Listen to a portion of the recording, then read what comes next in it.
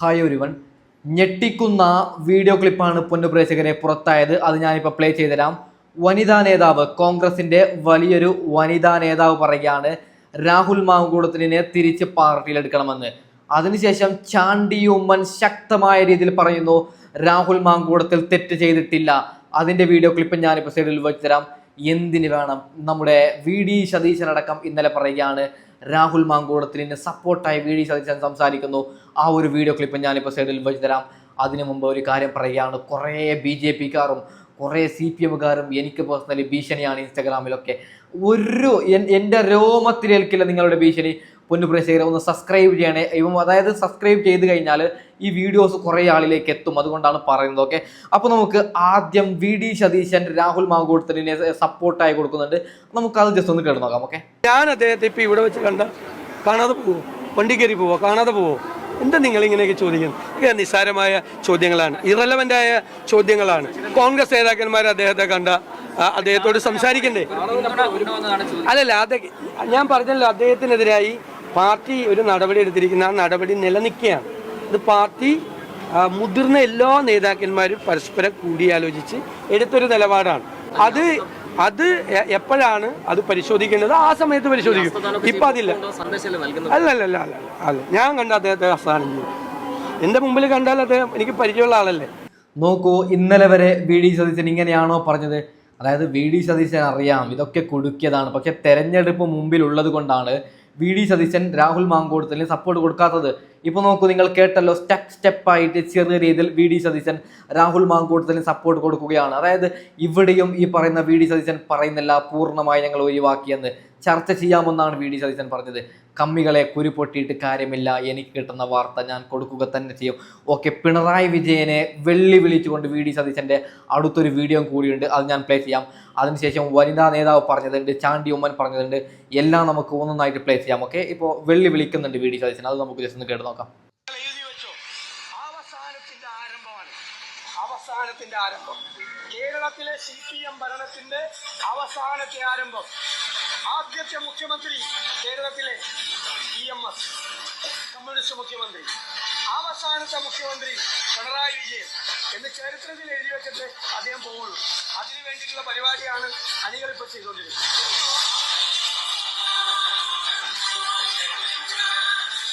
സത്യം പറഞ്ഞാൽ ഈ പറഞ്ഞത് 100% ശരിയല്ലേ? ഇനി കേരളത്തിൽ പിണറായി എന്നല്ല LDF മുഖ്യമന്ത്രി വരാൻ നല്ല പണിയുണ്ട്. ഓക്കെ, ഞാൻ ഒരു ഉറപ്പ് നിങ്ങൾക്ക് തരികയാണ്, ഇനി വരുന്ന 10 വർഷം 100% ഇവിടെ UDF ആണ് ഭരിക്കുന്നത്. അതിൽ യാതൊരു തർക്കവും വേണ്ട. അതിനുശേഷം ഒരു ഭരണമാറ്റമുണ്ടെങ്കിൽ ഒരു പക്ഷേ BJP ഘടകം കിട്ടാൻ സാധ്യതയുണ്ട്. LDF ഇല്ലാതായി, കാരണം അങ്ങനെ ആക്കി കഴിഞ്ഞു. LDF ഇപ്പോൾ ആരും വോട്ടിടുന്നില്ല. എൻ്റെ കഴിഞ്ഞൊരു വീഡിയോ നിങ്ങൾ നോക്കണം. സാധാരണക്കാരായ കുറേ സ്ത്രീകൾ പിണറായി വിജയനെ തെറി വിളിക്കുകയാണ്. സത്യം പറഞ്ഞു കഴിഞ്ഞാൽ ഞാൻ പേഴ്സണലി ആഗ്രഹിക്കുന്നത് UDF-ഉം LDF-ഉം തമ്മിലാണ് ഇവിടെ യുദ്ധം വേണ്ടതെന്നാണ്. BJP കളത്തിൽ വേണ്ട എന്നാണ് ഞാൻ പേഴ്സണലി ആഗ്രഹിക്കുന്നത്. പക്ഷേ പിണറായി വിജയൻ അതിനെ മാറ്റുകയാണ്. ഈ VD സതീശൻ പറഞ്ഞ 100% ശരിയാണ്. ഓക്കെ, നമുക്ക് ചാണ്ടി ഉമ്മൻ പറഞ്ഞ കാര്യങ്ങളൊക്കെ ചർച്ച ചെയ്യാം. അതിനു മുമ്പ് ഷാഫി പറമ്പിലിൻ്റെ ഒരു തീപ്പൊരി വീഡിയോ വന്നിട്ടുണ്ട്. നിങ്ങൾ ആ വീഡിയോ ശ്രദ്ധിച്ച് കാണണം. അവസാനം നല്ല ടിപ്സ് ഉണ്ട്. എന്താണ് നേതാവ്, യഥാർത്ഥത്തിൽ നേതാവ് എങ്ങനെയാണെന്ന് നിങ്ങൾക്ക് ഈ വീഡിയോ കാണുമ്പോൾ മനസ്സിലാവും. ഓക്കെ, പ്രിയപ്പെട്ടവരെ, ജനപ്രതിനിധികൾ അവർ ചെയ്യുന്നത് നന്മയാണെങ്കിൽ അത് പാർട്ടി നോക്കരുത്, അത് ഷെയർ ചെയ്യുക തന്നെ വേണം. അത് കമ്മ്യൂണിസ്റ്റ് ആയിക്കോട്ടെ, കോൺഗ്രസ് ആയിക്കോട്ടെ, BJP ആയിക്കോട്ടെ, ഈ പാർട്ടികളിലെല്ലാം നന്മയുള്ള ജനപ്രതിനിധികൾ തീർച്ചയായിട്ടും ഉണ്ട് കേട്ടോ. ഇപ്പോൾ ഇത് പറയാൻ കാര്യം, ഞാനൊരു വീഡിയോ സോഷ്യൽ മീഡിയയിൽ കണ്ടു. അത് കണ്ടപ്പോൾ ഒന്ന് പങ്കുവെക്കണമെന്ന് തോന്നി. MP ഷാഫി പറമ്പിലിന്റെ പ്രാദേശിക വികസന പദ്ധതി പ്രകാരം ഭിന്നശേഷിക്കാരായിട്ടുള്ള ആളുകൾക്ക് മുച്ചക്ര വാഹനം വിതരണം ചെയ്യുകയാണ്. ഈ ഒരു ചടങ്ങിൽ ഷാഫി പറമ്പിൽ പറയുന്ന കാര്യങ്ങളാണ് നിങ്ങളൊന്ന് ശ്രദ്ധിക്കേണ്ടത്. ആ മുച്ചക്ര വാഹനത്തിന്റെ ഫ്രണ്ടിൽ നമ്പർ പ്ലേറ്റിന് താഴെ ഒരു ബോർഡ് എല്ലാ മുച്ചക്ര വാഹനത്തിന്റെ മുന്നിലും സ്ഥാപിച്ചിട്ടുണ്ട്. സ്ഥാപിച്ച ബോർഡിൽ ഇങ്ങനെയാണ് എഴുതിയിരിക്കുന്നത്: MP ഷാഫി പറമ്പിലിന്റെ പ്രാദേശിക വികസന പദ്ധതി പ്രകാരം എന്നുള്ള രീതിയിൽ ഒരു ബോർഡാണ് വെച്ചിരിക്കുന്നത്. എന്നാൽ ഈ ഒരു ബോർഡ് ശ്രദ്ധയിൽപ്പെട്ട ഷാഫി പറമ്പിൽ വാങ്ങാൻ എത്തിയവരോട് MP ഷാഫി പറമ്പിൽ പറയുന്ന കാര്യങ്ങൾ നിങ്ങളത് കേട്ടു നോക്കൂ. കേട്ടോ, ഇത് വണ്ടി വെച്ചിട്ട് ഓടണ്ട, അത് നിങ്ങൾക്ക് മാറ്റാം. ഈ എല്ലാ വാഹനത്തിലും ഇത് അവരുടെ നടപടിക്രമത്തിന്റെ ഭാഗമാണ്. ഇത് ഇന്ന് തന്നെ ഊരി വെച്ചോളി. വണ്ടി നിങ്ങളുടെയാണ്. അതിലെ നമ്പർ ഇതിന്റെ സർക്കാർ പറയുന്ന നമ്പർ മാത്രം മതി, അടിയിൽ വേണ്ട കേട്ടോ. അദ്ദേഹം പറഞ്ഞ ഒരു കാര്യം അത് ശരിയാണല്ലോ. ഈ വികസന പദ്ധതികൾ നടത്തുമ്പോൾ അതൊരു പരസ്യം ചെയ്യുന്നത് പോലെ ആവരുതല്ലോ. നമ്മൾ ജയിപ്പിച്ചു വിടുന്ന ഒരാൾ ജനപ്രതിനിധിയാകുമ്പോൾ അവര് ഒരു സേവനം പോലല്ലേ കാര്യങ്ങൾ ചെയ്യുന്നത്, അല്ലാതെ അവര് ഒരു പബ്ലിസിറ്റി പോലെ ചെയ്യുകയല്ലല്ലോ വേണ്ടത്. എന്തായാലും ഈ ഒരു വീഡിയോ കണ്ടപ്പോൾ ഒന്ന് പങ്കുവെക്കണമെന്ന് തോന്നി, അതുകൊണ്ടാണ് പങ്കുവെച്ചത്. നോക്കൂ, നിങ്ങൾ നീതിമാനായ ഭരണാധികാരിയല്ലേ. ഇത് കൊടുക്കുന്നത് മുകേഷ് ആണെങ്കിൽ, ഇത് കൊടുക്കുന്നത് പിണറായി ആണെങ്കിൽ എന്ത് ചെയ്യുമായിരുന്നു? പിണറായി വിജയൻ കൊടുത്തതെന്ന് എഴുതി വെക്കും. അവിടെ ഈ സ്കൂട്ടിയിൽ ഷാഫി പറമ്പിൽ MP ആണ് കൊടുക്കുന്നതെന്ന് എഴുതി വെച്ചതിനെ ഷാഫി പറമ്പിൽ പറയുകയാണ്, ഇല്ല, അത് നിങ്ങൾ നീക്കം ചെയ്യണം, അങ്ങനെ വേണ്ട എന്ന് ഷാഫി പറമ്പിൽ പറയുകയാണ്. അതല്ലേ നല്ലത്? പിണറായി വിജയൻ ഒരു കിറ്റ് കൊടുക്കുകയാണെങ്കിൽ അതിലൊരു ലിസ്റ്റ് ഉണ്ട്, ഇത് പിണറായി തരുന്നത് എന്ന്. എന്തിനാണ് അങ്ങനെ എഴുതുന്നത്? ഇതാണ് നല്ല ഭരണാധികാരി, നല്ല നല്ല മനുഷ്യന്മാരുടെ അവസ്ഥയാണ്. അത് നമുക്ക് ചാണ്ടി ഉമ്മൻ രാഹുൽ മാങ്കുട്ടലിനെ കുറിച്ച് പറയുന്ന വാക്ക് നിങ്ങളൊന്ന് കേട്ട് നോക്കണം. ഓക്കെ, രാഹുൽ മാങ്കുട്ടത്തിനെതിരെ ഒരുപാട് ആരോപണങ്ങൾ വന്നു. അങ്ങനെ വരുമ്പോൾ ഒരു നേതാവ് അയാളുടെ ഇമേജ് എന്ന് പറയുന്നത് ഭയങ്കര പ്രധാനമല്ലേ ശരിക്കും? അല്ല, ഇമേജിൻ്റെ അപ്പുറം റിയാലിറ്റിയാണ് മാറ്റർ ചെയ്തത്. മനസ്സിലാവും. ഇതിനകത്ത് ഇമേജ് എൻ്റെ അപ്പുറം റിയാലിറ്റിക്ക് വളരെ ഇമ്പോർട്ടൻസ് ഉണ്ട്. ഇപ്പം ആ റിയാലിറ്റി എന്താണെന്നുള്ളത് കേരളത്തിലെ ജനങ്ങൾ ഓരോരുത്തരും മനസ്സിലാക്കുമെന്ന് തന്നെയാണ് ഞാൻ വിചാരിക്കുന്നത്. കാരണം ഇപ്പം ആലിഗേഷൻസ് ആർക്കെതിരെ ഉന്നയിക്കാം, ബേസ് എന്താ? അപ്പോൾ ബേസ് വളരെ ഇമ്പോർട്ടൻ്റാണ്. ഇപ്പോൾ ആലിഗേഷൻസിൻ്റെ ക്രെഡിബിലിറ്റി, ഇപ്പം എൻ്റെ പിതാവിനെതിരെ എന്തൊക്കെ പറഞ്ഞു, ഞങ്ങളുടെ കുടുംബത്തിനെതിരെ ഞങ്ങൾക്കെതിരെ എന്തൊക്കെ പറഞ്ഞു, എന്താ അവസാനം റിയാലിറ്റി. അപ്പോൾ അതുകൊണ്ട് അലിഗേഷൻസിനെ ബേസ് ചെയ്ത് ഇമേജ് ഉണ്ടാക്കാൻ സാധിക്കും, മാറ്റാനും സാധിക്കും. പക്ഷെ അലിഗേഷൻസ് അല്ല, എന്താണ് റിയാലിറ്റി എന്നുള്ളതാണ് പ്രാധാന്യം. ആ റിയാലിറ്റി എങ്ങനെ വരും? റിയാലിറ്റി പുറത്തു വരുന്നത് അതിൻ്റെ അടിസ്ഥാനങ്ങൾ, അതിൻ്റെ യാഥാർത്ഥ്യം പുറത്തു വരുമ്പോഴാണ്. അതാണ് എനിക്ക് ഈ കാര്യത്തിൽ പറയാനുള്ളത്. നോക്കൂ, 100% ശരിയാണ് ചാണ്ടി ഉമ്മൻ പറഞ്ഞത്. ഉമ്മൻചാണ്ടി സാറിനെ സരിത എന്തൊക്കെ പറഞ്ഞു, അവസാനം എന്തായി? ഇതാണ് കോൺഗ്രസ്സുകാരാ നിങ്ങൾ ചിന്തിക്കേണ്ടത്, ഇതാണ് VD സതീശൻ സാറെ നിങ്ങൾ ചിന്തിക്കേണ്ടത്. അതായത് ഈ പറയുന്ന ഉമ്മൻചാണ്ടി സാറിനെ ഇല്ലാതാക്കാൻ വേണ്ടി CPM എന്തൊക്കെ കളി കളിച്ചു, അതേ കളിയാണ് ഇവിടെ രാഹുൽ മാങ്കുട്ടത്തിലും കളിക്കുന്നത് എന്ന് നിങ്ങൾ ചിന്തിക്കണം എൻ്റെ പൊന്ന് VD സതീശൻ സാറേ. സത്യം പറഞ്ഞു കഴിഞ്ഞാൽ നിങ്ങളാണ് ഒറ്റക്കെട്ടായി നിന്നിട്ട് ഇതിനെ എങ്ങനെയെങ്കിലും പൊരുതണം. നിങ്ങൾ പൊന്നു പ്രേക്ഷകർ, ഒരു വലിയൊരു വാർത്തയും കൂടി വരുന്നുണ്ട്. MM മണി മാപ്പുമായി വന്നിട്ടുണ്ട്. ഇന്നലെ വൃത്തികേട് പറഞ്ഞ, ഇന്നലെ MM മണിയുടെ തറവാട് സ്വത്തിൽ നിന്നാണ് പാവപ്പെട്ട ജനങ്ങൾക്ക് പെൻഷൻ കൊടുക്കുന്നത് എന്ന് MM മണി പറഞ്ഞത് വലിയ വിവാദമായി. അതിനുശേഷം MM മണി മാപ്പുമായി വന്നിട്ടുണ്ട്. അതിൻ്റെ വീഡിയോ ക്ലിപ്പ് ഞാൻ കുറച്ച് കഴിഞ്ഞ് വെച്ച് തരാം. അതിനു മുമ്പ് റിപ്പോർട്ടർ ചാനലുടെ മൊട്ടക്ക് ഒരു യുവാവ് തെറി വിളിക്കുന്നുണ്ട്, മൊട്ടയെ. അത് കുറച്ച് വിവാദമാണ്, നമുക്ക് അത് ജസ്റ്റ് ഒന്ന് കേട്ട് നോക്കാം. അതിനുശേഷം വനിതാ നേതാവ് എന്താണ് രാഹുൽ മാങ്കുട്ടത്തിനെ കുറിച്ച് പറയുന്നത്, MM മണി എന്താണ് പറയുന്നത്, അതൊക്കെ നമുക്ക് ചർച്ച ചെയ്യാം. ഓക്കെ,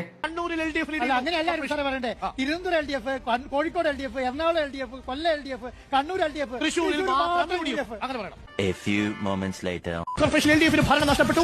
ആദ്യം ഭരണം നഷ്ടപ്പെട്ട കോർപ്പറേഷനായി കൊച്ചി കോർപ്പറേഷൻ, രണ്ടാമത് ഭരണം നഷ്ടപ്പെടുന്ന കോർപ്പറേഷൻ ആവുന്നു തൃശ്ശൂർ, മൂന്നാമത് ഭരണം നഷ്ടപ്പെടുന്ന കോർപ്പറേഷൻ ആവുന്നു കൊല്ലം. UDF-നോടൊപ്പം പോകുന്നു. ഗ്രാമപഞ്ചായത്തുകൾ അടിവേരിളക്കിക്കൊണ്ട് UDF-ന്റെ കരുത്ത് തെളിയിക്കുകയാണ്. UDF വലിയ തിരിച്ചുവരവിന്റെ ലക്ഷണം കാണിക്കുന്നു.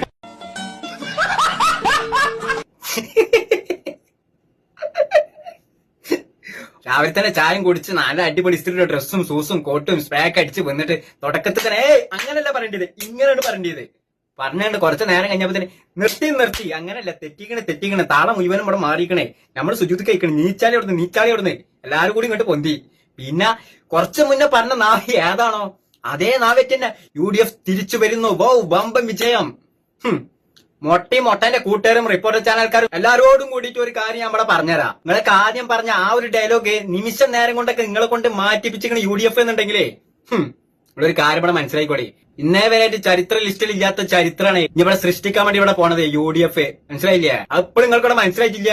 എന്തായാലും നിങ്ങൾ ഫസ്റ്റ്ക്ക് പറഞ്ഞതും രണ്ടാമത് പറഞ്ഞതും കൂടി ഇങ്ങോട്ട് കൂട്ടി വെച്ചാൽ ഇങ്ങോട്ട് നോക്കുമ്പോഴേ രണ്ടാമത് പറഞ്ഞത് കുറച്ച് പവർ കുറഞ്ഞോന്നൊരു സംശയം. അത്ര ഒന്നും പോരെന്ന് മൊട്ട നിങ്ങളെ പവർ. മനസ്സിലായില്ലേ? കാരണം എന്താണെന്നറിയോ, നിങ്ങളൊക്കെ താങ്ങി പിടിച്ച് നടക്കുന്ന ആ ഒരു പാർട്ടിനെ ചവിട്ടി കൂട്ടിയ അടി കിട്ടിട്ടാണ് UDF ഇങ്ങനെ സ്റ്റെപ്പ് ഇങ്ങനെ കയറി വരുന്നത്. അപ്പം ആ ഒരു കാര്യം വിളിച്ച് പറയാൻ നിങ്ങളെ തൊള്ളിത്തെ സൗണ്ട് കുറച്ചാണ് കുറഞ്ഞങ്ങോട്ട് പോകും. കാരണം നിങ്ങൾക്കൊന്നും സഹിക്കുന്നുണ്ടാവില്ല, ഇവിടെ കൊണ്ടുവന്ന് തറക്കുന്നുണ്ടാവും ഇല്ലേ? ഇനിയും തറക്കാണ്ട്. അപ്പം ഇനിയും സൗണ്ട് കൂട്ടണം. ഓക്കെ, അപ്പൊ ഓക്കെ.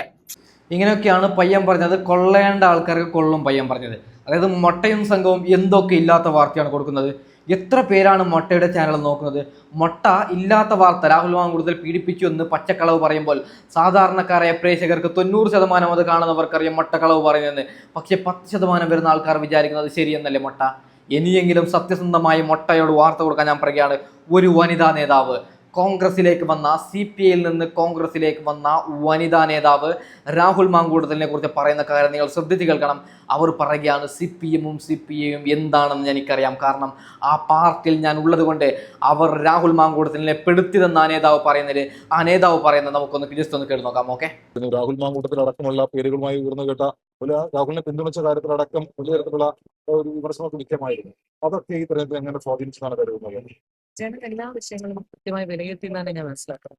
തിരഞ്ഞെടുപ്പ് അടുക്കുമ്പോൾ തിരഞ്ഞെടുപ്പിനെ കുറിച്ച് ചർച്ച ചെയ്യണം, രാഷ്ട്രീയത്തെ കുറിച്ച് ചർച്ച ചെയ്യണം, ഭരണപരമായ നേട്ടങ്ങളും കോട്ടങ്ങളും ചർച്ച ചെയ്യണം. അതല്ലാതെ എന്തെങ്കിലുമൊക്കെ പറഞ്ഞുകൊണ്ട്, കാരണം സത്യം അറിയാവുന്നവർ കള്ളം പറയുമ്പോഴും തിരഞ്ഞെടുപ്പിന് വേണ്ടി പറയാൻ പാടില്ലാത്തതൊക്കെയും പറഞ്ഞ് പ്രചരിപ്പിച്ചപ്പോഴും ഒക്കെ എനിക്ക് വലിയ ബുദ്ധിമുട്ടുകളുണ്ടായി. കാരണം അതിനകത്ത് നിന്ന് ഞാൻ കണ്ടതാണ് ഏത് നിലവാരത്തിലാണ് ഇവർ എതിരാളികളെ നേരിടുക എന്നുള്ളത് എനിക്ക് നല്ല ബോധ്യമുണ്ട്. അതുകൊണ്ട് പുറത്തിറങ്ങിയപ്പോൾ പിന്നീട് എനിക്ക് അങ്ങനെ ആശങ്കപ്പെടേണ്ട അവസ്ഥയില്ല. കാരണം നല്ല ഒരു രാഷ്ട്രീയപരമായ, സംഘടനാപരമായ, വ്യക്തിപരമായ സംരക്ഷണ കവചം എനിക്ക് ഇന്റർനാഷണൽ കോൺഗ്രസ് ഒരുക്കിയിട്ടുണ്ട്. 100% ശരിയാണ്. അതായത് ഇവിടെ പറയുന്നത് പിണറായി വിജയനും സഖാക്കളും ചേർന്ന് പിണറായി വിജയൻ നടത്തുന്ന നെറികേട്, പിണറായി വിജയൻ നടത്തുന്ന വൃത്തികെട്ട ഭരണം ചർച്ചയാവാതിരിക്കാൻ വേണ്ടി രാഹുൽ മാങ്കൂട്ടത്തിലിൻ്റെ പുതിയ ഗർഭം കൊണ്ടുവന്നുവെന്നാണ് ഇവർ പറഞ്ഞതിൻ്റെ അർത്ഥമെന്ന് ഞാൻ പറയുകയാണ്. ഓക്കെ, അതായത് നല്ലത് വികസനം പറയാൻ ഒന്നുമില്ല, പിന്നെ എങ്ങനെ വോട്ട് പിടിക്കും?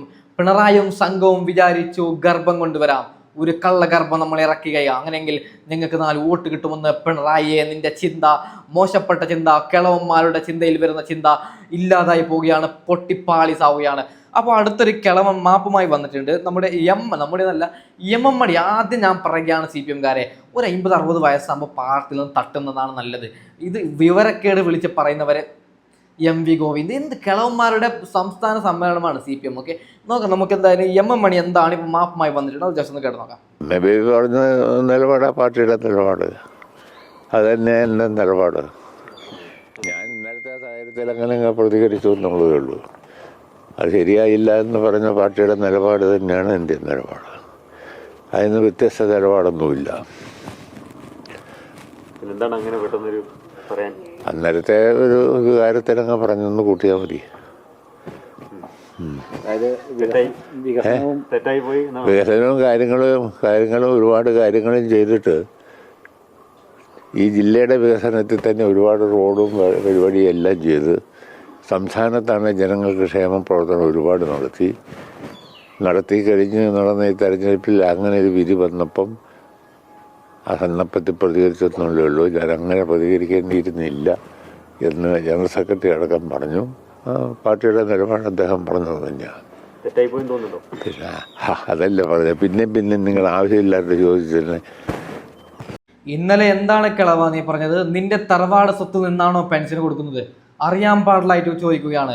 ഞങ്ങൾ ഓരോരുത്തരും നികുതി തരുന്ന പൈസയിൽ നിന്ന് 3/4 നിന്റെ പിണറായിയും നീയും കൂടി പോക്കറ്റിലിടുന്നു. അതിൻ്റെ ഒരു 10% ജനങ്ങൾക്ക് കൊടുക്കുന്നു, 1000-ഓ 2000-ഓ വെച്ച്. അത് പറയുകയാണ് ഞങ്ങൾ കൊടുത്തിട്ട് ഞങ്ങൾക്ക് വോട്ടിട്ടില്ല എന്ന്. നിന്റെ തറവാട് സ്വത്തിൽ നിന്റെ അപ്പന്മാർ നിന്റെ അപ്പന്മാർ ഉണ്ടാക്കിയതിൽ എടുത്തു കൊടുക്കുന്നതാണ് നിനക്ക് അങ്ങനെ പറയാം. അല്ലാതെ ഞങ്ങൾ കൊടുക്കുന്ന നികുതി പകുതിയും നിങ്ങൾ മുക്കിയിട്ട് അതിൻ്റെ ചെറിയ അംശം ജനങ്ങൾക്ക് കൊടുത്തിട്ട് പറയുകയാണ് നെറികെട്ടവരാണ് ജനങ്ങൾ, ഞങ്ങളുടെ പൈസ മേടിച്ചിട്ട് വോട്ടിട്ടില്ല എന്ന വൃത്തികേട് വിളിച്ച് പറയാൻ ഞാൻ വിചാരിക്കുന്നു പ്രായത്തിൻ്റെ പക്വത എന്ന് മാത്രം ഞാൻ വിചാരിക്കുന്നു. ബുദ്ധിയുള്ള ഒരു നേതാവും ഇങ്ങനത്തെ വൃത്തികെട്ട വർത്താനം പറയില്ല എന്നാണ് ഞാൻ പേഴ്സണലി വിചാരിക്കുന്നത്. പൊന്നുപ്രേക്ഷകരെ, ഇലക്ഷൻ വരാൻ പോവുകയാണ് 2026. ചിന്തിച്ച് തന്നെ വോട്ടിടുക. നിങ്ങൾക്ക് അതായത് ഞാനൊരു കാര്യം പറയുകയാണ്, നിലവിലെ അവസ്ഥയിൽ CPM ഒരിക്കലും വരുമല്ലോ, ഒരു എക്സാമ്പിളാണ്. ഇനി CPM അധികാരത്തിൽ വരുന്നു എന്ന് ചിന്തിക്കൂ നിങ്ങൾ. നമ്മളെല്ലാവരും കൂട്ടത്തോട് ആത്മഹത്യ ചെയ്ത് എവിടേക്കെങ്കിലും ആത്മഹത്യ ചെയ്യേണ്ടി വരും. ഇവിടെ നിൽക്കാൻ പറ്റൂല. എങ്ങനെ ജീവിക്കും നമ്മൾ? സത്യം പറഞ്ഞു കഴിഞ്ഞാൽ പിണറായി എന്താണ് നിങ്ങൾ കേരളത്തെ ഉണ്ടാക്കി, അതായത് നല്ലൊരു കേരളത്തെ പിണറായി ഇല്ലാതാക്കിയെന്ന് ഞാൻ പറയുകയാണ്. BJP ഇങ്ങനെ, അതായത് തിരുവനന്തപുരത്തൊക്കെ BJP അല്ലേ ഇപ്പോൾ? ഇതിൻ്റെ ഒക്കെ കാരണം പിണറായിയാണ്, പിണറായിയുടെ വൃത്തികെട്ട ഭരണമാണെന്ന് ഞാൻ പറയുകയാണ്. അതായത് LDF-ന് കിട്ടേണ്ട വോട്ടുകളൊക്കെ പിണറായി വിജയൻ്റെ വൃത്തികെട്ട ഭരണം കാരണം BJP-യിലേക്ക് പോവുകയാണ്. പൊന്നുപ്രേക്ഷകരെ, നിങ്ങൾ നല്ല രീതിയിൽ വോട്ടിടുക എന്ന് പറഞ്ഞുകൊണ്ട് തൽക്കാലം ഞാൻ വൈൻഡപ്പ് ചെയ്യുകയാണ്. രാഹുൽ മാങ്കൂട്ടത്തിൻ്റെ നിരപരാധി എത്രയും പെട്ടെന്ന് തെളിയട്ടെ എന്ന് പറഞ്ഞുകൊണ്ട് ഞാൻ വൈൻഡപ്പ് ചെയ്യുകയാണ്. Okay, by.